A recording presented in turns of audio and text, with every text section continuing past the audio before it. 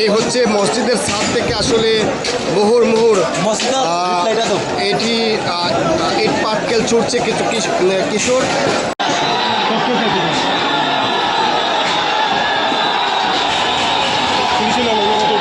টিয়ার গ্যাসে পুলিশ এগিয়ে যাচ্ছে। টিয়ার গ্যাস ইতিমধ্যে পুলিশ এগিয়ে যাচ্ছে, পুলিশ এগিয়ে যাচ্ছে।